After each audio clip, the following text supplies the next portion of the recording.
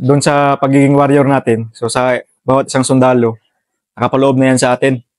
So, yung isang part talaga ng isang sundalo is yung ikaw yung nasa area o ikaw yung nandun sa area, ikaw yung unang pumapasok, ikaw yung nagsisecurity. So, ikaw mismo yung nakakita na kung gaano kahirap yung sitwasyon ng isang tao o isang pamilya o isang sityo doon sa isang lugar na malayo doon sa malayo talaga sa access ng government.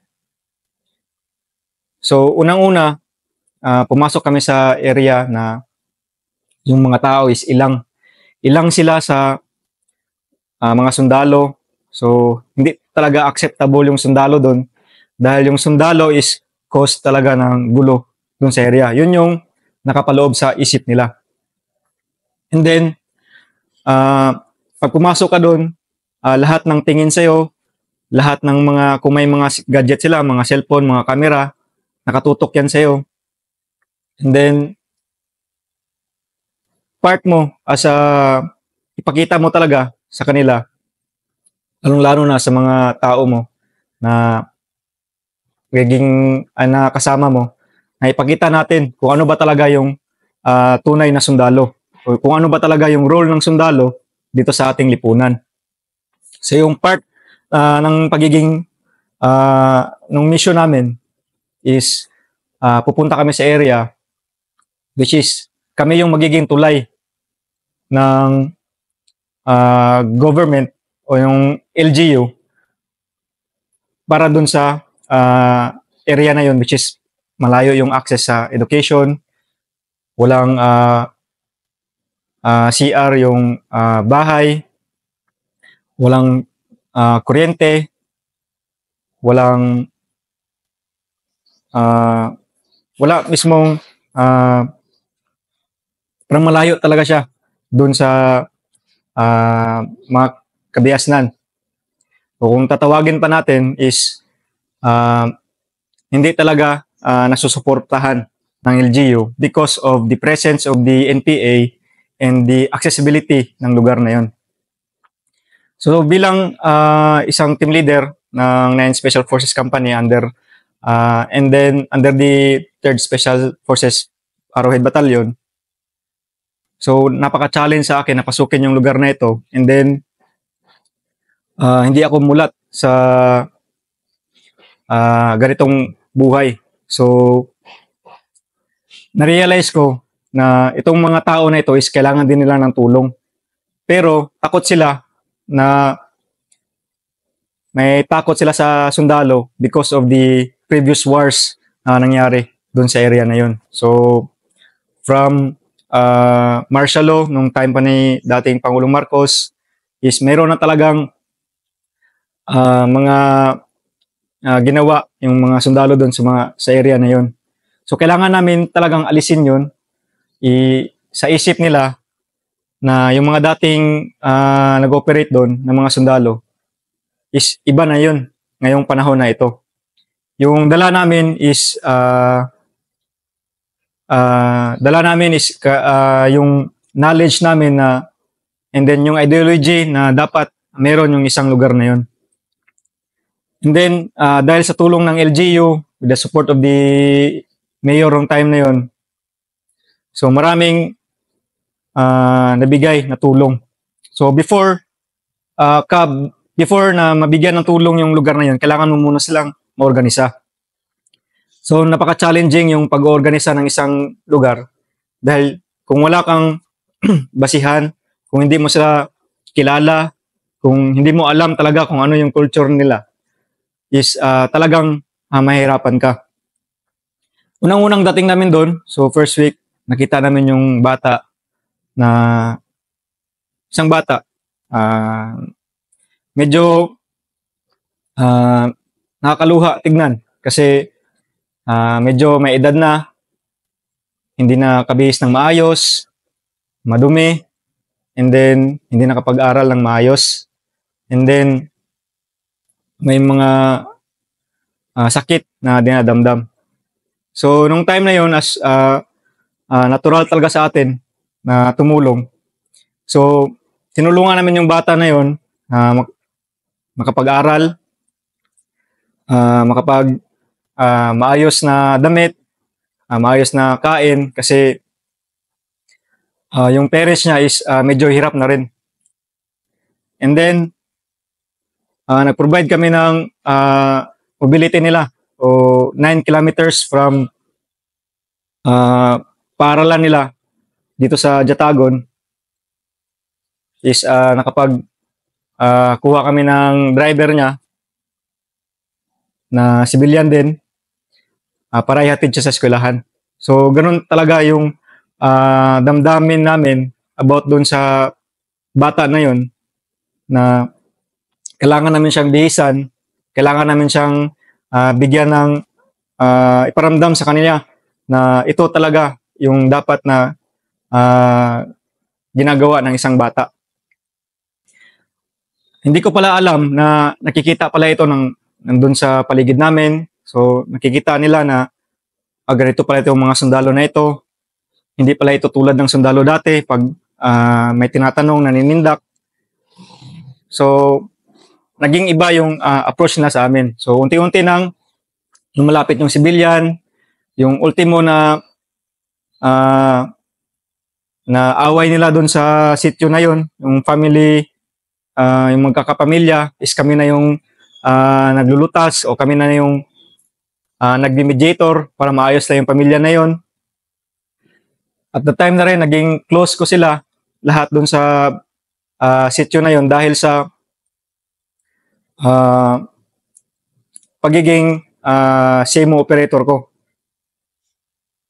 So hindi ko talaga magagawa ito without din dun sa support ng aking mga tropa, dahil kung ano yung ginagawa ko, yun din yung ginagawa ng tropa ko. So namumultiply yung ginagawa ko. So bawat bahay is merong naka-allocate na tropa na tumulong dun sa lugar na yun o sa bahay na yun o sa pamilya na yun. So unti-unti namin nakuha yung loob nila, and then it's time to organize them para pag ma-organize namin sila by the youth, the women's, and the farmers or yung mga kalalakihan, ito na yung time na pwedeng tumulong o pwedeng properly na makatulong yung LGU doon sa lugar na yon. So inuna namin yung kababaihan, and then yung kababaihan, nagkaroon sila ng organization.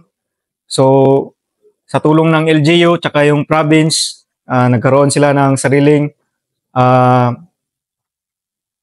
bigasan nung time na yon. So maliit lang, bigasan lang. Pero abang tumagal, malaking kooperatiba na yung na-generate nila sa lugar na yon. Pumasok na rin yung kuryente, pumasok na rin yung kalsada, maganda na yung access ng lugar na yon. And then, nakapagtayo na rin ng schools dun sa area with the help of our company commanders and battalion commanders ng time na yon. And then the LGU, province, and then sa lahat na ng sector, which is yung NTF-LCAP ng time na yon, is nagtulungan para sa sityo na yon. So, malaking part ng ambag namin doon sa area is yung tiwala ng mga civilian o yung mga tao doon sa government at saka sa sundalo is parang malaki na yung tiwala nila sa atin. And then, unti-unti nang nagsusurrender yung mga NPA o mga active NPA, tsaka yung mga hindi active o yung mga naglaylo, is unti-unti na silang nagsusurrender sa amin. So, hindi lang ito yung pinaka-struggle namin during that time. So, kailangan din namin talagang sa mission namin is yung nagpo-provide sa kanila ng access to education, which is yung ALCADEV. Yung ALCADEV na ito is maganda talaga yung proseso nito. Meron silang sariling paaralan, may sarili silang basketball court, may stadium, meron silang cultural center, tsaka malawak yung kanilang lupain na pwedeng isaka. Meron din silang quarters ng babae tsaka lalaki.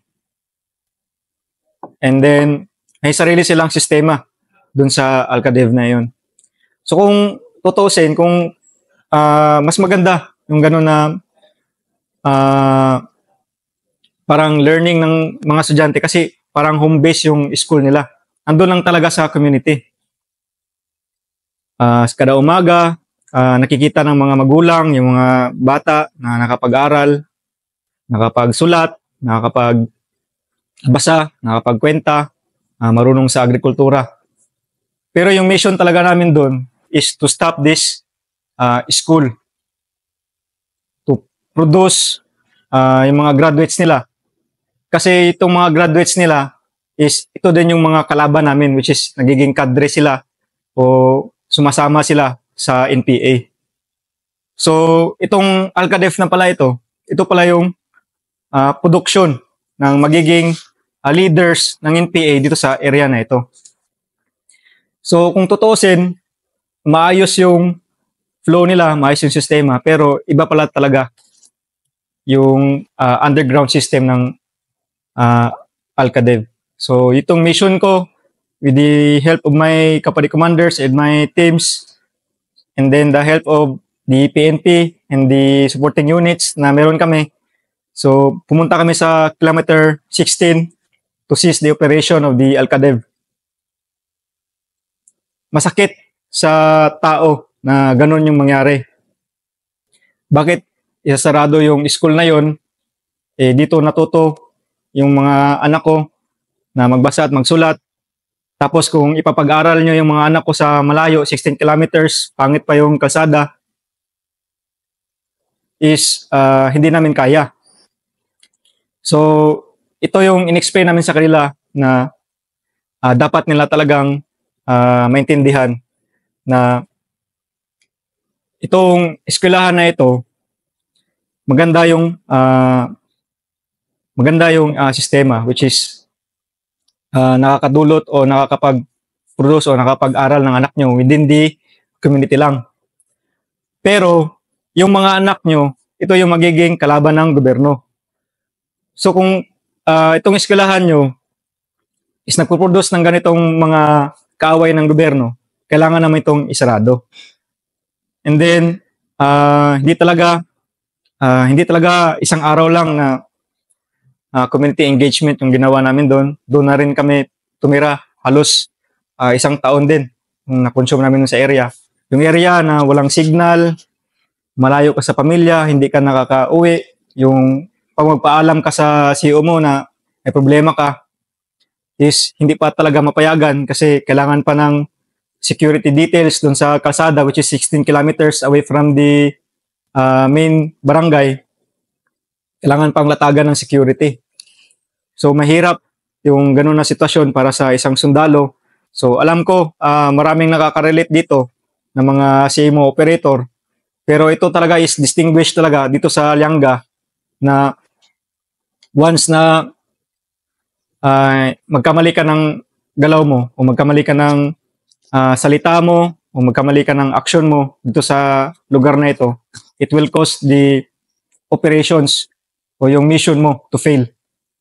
So maraming instances na na-ambush yung tropa natin dahil dito sa Lianga is ito talaga yung tactical offensive nila is yung mga ambush ng tropa na pauwi o mag-avail ng R&R tsaka yung mga passes. So nakontrol namin ito. So halos 2 buwan wala kaming uwi. So ang ginagawa lang namin sa area kasi wala ding signal. Ito talaga yung communications dun sa tao. Araw-araw pinupuntahan namin yung mga tao dun sa kanilang bahay. Tinutulungan namin sila kung ano yung mga problema nila. Kinukuha namin yung mga hinanaing nila. unti-unti itong naging culture dun sa lugar. Na pag may sundalo, lalapit yung tao, may problema, ayusin ng sundalo, through the help of the LGU, nagkakaroon ng community pulong-pulong. Actually, dapat ginagawa ito ng LGU, pero sa time na ito is tayo yung kumakandak o mga sundalo yung nagkakandak ng ganitong mga activity. Pero Bert, dineclare nyo ba noon na ang mission nyo? Dineclare nyo ba sa tao? Pinaalam nyo sa tao na ang mission nyo doon ay buwagin yung Al-Qaeda, which is historical context, itong Al-Qaeda kasi from the perspective ng military, notorious talaga itong Yes, sir. Itong Al-Qaeda because binibisita ito ng lahat ng top leaders ng CPP-NPA. Maraming incidents na nangyari dito and halos ang touring dito hindi mo talaga matibag And sa atin kasi, sa pag-sustain kasi ng insurgency, kailangan mo ng leadership, mga ideologues. Dito nanggagaling. And mas masakit kasi doon, siyempre, sa community na yon, si Al-Qaeda na kasi ang nagbigay ng literacy sa kanila So Tama, parang ikwento mo nga yung sitwasyon na yon. So, yung pagpasok namin sa Al-Qaeda o sa area ng Al-Qaeda, sa community na yon, hindi namin pinaalam kung ano yung mission namin. Dahil it will cause agitation dun sa mga tao sa area. So, ini-explain lang namin which is the right process na magkaroon tayo ng saktong o privilege na magkaroon ng education, which is papatayuan natin ng alternatibong paaralan yung area na yon, which is approved by the DepEd and the local government unit. And then mahirap talaga na kumbinsihin yung tao kung wala kang ginagawa, kung puro ka lang salita. And then, mahirap din silang kumbinsihin kung hindi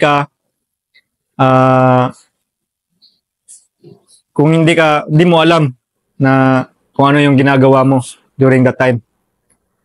So, siguro, sa karisma ko, nakuha ko yung loob ng mga tao, and then sa support ng LGU, and then sa decision making ng company commanders namin, battalion commanders, na may provide yung ganitong project para sa lugar na ito, which is kami yung nag-plan out, is tuloy-tuloy yung pagiging hindi kami puro sa gawa, puro sa salita. So unti-unting nakikita nila na totoo pala dahil merong nang nagawa yung sundalo na ito o yung unit na ito. So dati kasi ayaw nila na nagsasalita ka na wala naman ding silbi yung pagsasalita mo kasi wala ding action na nangyayari.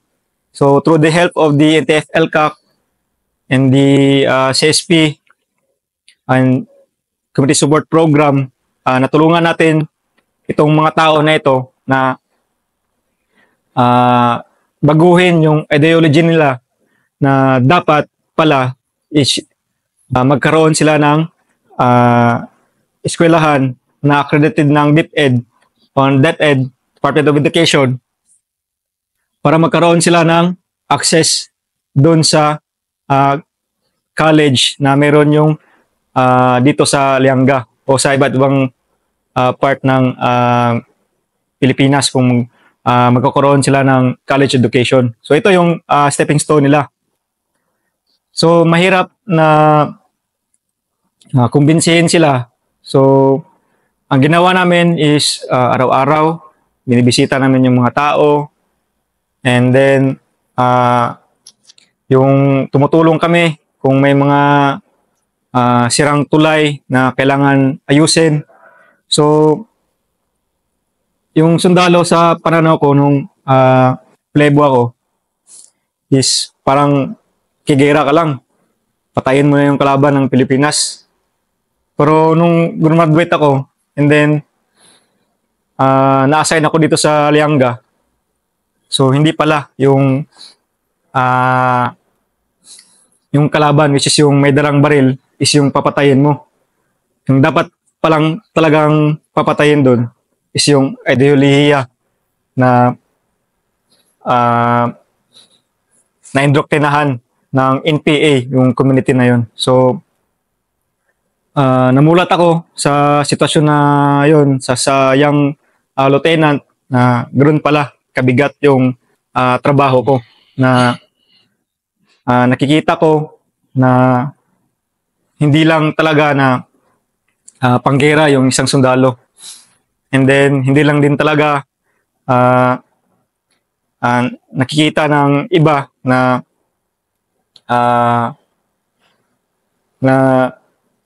mali yung ginagawa ng sundalo, which is yung nakikita ng iba during the previous ng mga units na na-assign dito. Pwede pala nating baguhin yun.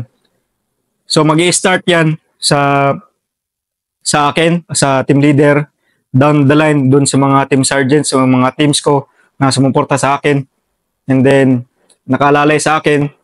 And then yung support ng CEO mo, gano'n yung ganacity niya na gawin yung isang bagay na hindi mo akalain na may provide niya. So ganun katindi yung CEO ko ng time na yun. And then yung battalion commander ko na ang galing mag-isip with the coordination sa ibang agency na na-provide talaga nila yung para dapat doon sa lugar na yun. So doon nag-start na mabuwag yung Alcadev, and then doon yung start na yung tao talaga is nag-matured na talaga, na hindi talaga NPA o yung komunista yung makakapag-solve ng problema nila, which is talaga yung government. So kailangan lang ng right access, yung maayos na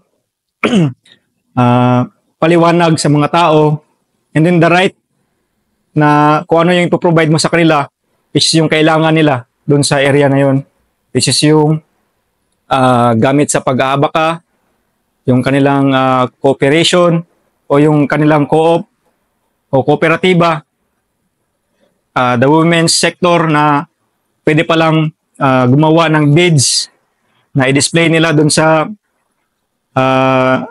Tandag o kaya sa SMOA. So na-display na rin yung product nila doon sa iba't ibang lugar ng Pilipinas. So kaya pa nilang gawin yun.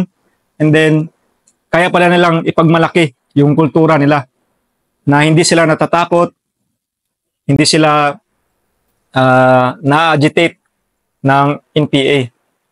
So, ano yung breakthrough mo doon, Bert? Ano yung breakthrough mo na parang, kasi di ba, ang hirap talaga. Yung breakthrough kasi ang kailangan dyan, yung tipong, Yes, boom, nagta-turn around na. Ano yung kailan yon at paano mo nakuha yung nagsisimula na silang sumuporta sa'yo, hindi ka na itinatakwil sa area na yan. Kasi yan ang pinakamahirap, di ba? Yes, sir. Everything after that, basta huwag ka lang magkamali, okay na di ba? Opo, sir. Ano yung breakthrough? Yung breakthrough talaga doon sa part ng sa time na alam na namin na suportahan yung tao sa amin, is yung nagkaroon ng last banquet nung time na yun. Yung banquet na ito, ang naiwan talaga is yung mga supporters ng pro-government. So ito yung mga na-organize na natin, ito na yung mga tao na gustong magipagtulungan sa atin. And then yung umalis doon sa area na yun is yung mga may mga allegedly o may mga talagang may mga contact sa NPA. So nahati yung lugar na yun sa taktikang bakwit nila, which is ayaw na talaga ng mga pro-government ng mga tao. And then yung mga tao na nagbakwit sa iba't ibang lugar ng Surigao del Sur is yun talaga yung mga mastermind kung bakit mahirap yung lugar na yun. So may na-stay doon, mayroon talagang nag-stay na mga tao. So yun yung pinukusa namin hanggang sa unti-unting lumago yung lugar, and then nag-surrender na yung mga tao doon na may kinalaman sa NPA. And then, nakipagtulungan sila sa atin para mag-surrender, para i-clear nila yung mga pangalan nila sa government at para maituloy nila kung ano yung nakagisnan nila dati, which is yung agrikultura nila sa lugar, kung ano yung kabuhayan nila sa lugar. So yung breakthrough doon talaga, yes, nakikita mo talaga na iba na yung tingin ng tao sa'yo. So dati pinapalayas ka, ngayon gustong-gusto kang wag umalis doon. So ini-explain ko sa kanila na ako hindi ako talaga mag-i-stay sa lugar na ito. May point talaga na aangat ako ng posisyon o mapapalayo ako dito. So kung ano talaga yung ginawa natin dito, sana suportahan nyo din kung anong unit o sino yung officer na mag-take over sa amin. So hanggang ngayon, tuloy-tuloy pa rin yung progress ng lugar na ito. And hopefully, magkakaroon na sila ng titulo ng kanilang lupa. So, malaking tulong din yung mga sitio leaders na ini-engage namin, tsaka yung IPMR, which is yung ng lugar na ito, yung dato na ma-engage nyo. Pero para sa'yo, kasi essentially nabuwag yung Alcadeb, nagsimula sa inyo di ba? Yes, sir. Anong fulfillment mo doon? I mean, dalawa na kasi fulfillment mo. Gold Crosser ka, okay na ako. Fights. Certified warrior na. Ito ngayon, Alcadeb, napakabigat na nabuwag Essentially, yes, kasi sir, pwede mong sabi, alam ko naman hindi mo claim yung credit, pero doon nagsimula kasi yung pagkabuwag niya, di ba? Yes, sir. Ano yung, to use your word, yung ganacity mo na kami yun? So, yung dating, yung company commander ko ng time na yun, sir, is, nagpasa kami ng awards nun, sir, which is yung ma'am, sir. Yung meritorious, sir, kalimutan ko, sir. Sorry, sir. Yung ma'am, sir, which is yung pinaka award namin during this time, sir, na nakalagay doon, sir, na yung mga personnel involved na sa lugar na ito is ito yung ginawa, which is yung nawala yung Alcadev, yung mga yung mga active na mga NPA nag-surrender, and then yung support ng LGU, which is yung mga kalsada, kurente, yung palaisdaan. So, cut ko pala yung palaisdaan, sir. Hindi pala natuloy yun, sir.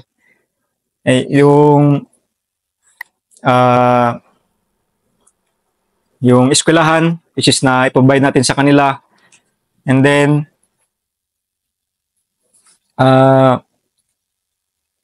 yung higher unit is sa ganitong award, yung ma'am is hindi talaga sila particular dito. Kasi ang award na ito is dapat pang mataas na level. So dahil sa mga tulong ng mga dating nag-operate dito na naliwanagan yung mga higher headquarters na ganito talaga yung area na ito. Kung hindi mo maitanggal ito sa time mo, is tuloy-tuloy pa rin yung gera dito. Tuloy-tuloy pa rin yung recruitment, tuloy-tuloy pa rin yung mga harassment. Yung mga tao is ilang pa rin sa sundalo. So, itong accomplishment namin is malaking bagay sa akin as part of the campaign dito sa area namin. So, yun lang, sir. Natanggap niyo yung ma'am, Military Achievement Medal o Outstanding Achievement Medal? Military Achievement Medal, sir. Okay, kasi OAM, alam ko yun dahil yun yung meron ganun din ako. Pero MAM, ang taas nun kasi, di ba? Yes, sir. So, ibinigay sa inyo? Binigay sa amin, sir. May company commander, sir, and then the team leaders nung time na yun, sir. Tsaka yung mga team sergeants na kasama sa time na yun, sir. Which is, kung tignan mo, Yun ang balance perfect balance ng awards mo. Atin kasi, di ba, ang awards, tuloy resibo yan batayan yan ng achievements. Sa'yo kasi nakuha mo ang both, ano? Opo, sir. Gold Cross, minimum yan. Mga sa atin, DCS, okay, Baylor, Gold Cross fights. Tapos may ma'am ka, Military Achievement Medal because of this actually decisive achievement kasi itong nagawa nyo na Opo, sir. nakatulong talaga. And you rightfully deserve that. Yes. And matindi. So bilang dito, naging ano ka na dito? 7 years ka na dito Yes, sa sir. area. 7 years, sir. Almost, sir. Oo. So, karagaboy ka na at least kahit nga dito, lianggaboy ka na nga, no? Parang, Opo, anong fulfillment mo ngayon na you're a captain, incoming company commander ng Special Forces Company? Anong fulfillment mo na in your 7 years, na-achieve mo yung two sides of that, warrior side and ano ba to? Peace, development side of things. Ano yung katabaan ng puso mo na achieve mo yung dalawang yan? So sa part na yun, sir, is hindi ko talaga ma-explain, sir, medyo naantig yung puso ko, sir, dahil naging part pala ako dito sa progress ng lugar na ito, hindi lang sa CMO, sa pagkikipag-usap sa mga tao, hindi rin sa military operation, sir, na nabuwasan yung kalaban natin, sir. So unti-unti itong nabuwag, and then unti-unti din nag-overwhelm yung isip ko, sir, na ito dapat yung gawin ng isang young lieutenant ng Philippine Army, sir. Thanks, buddy. Okay. Bert Pisande, my buddy.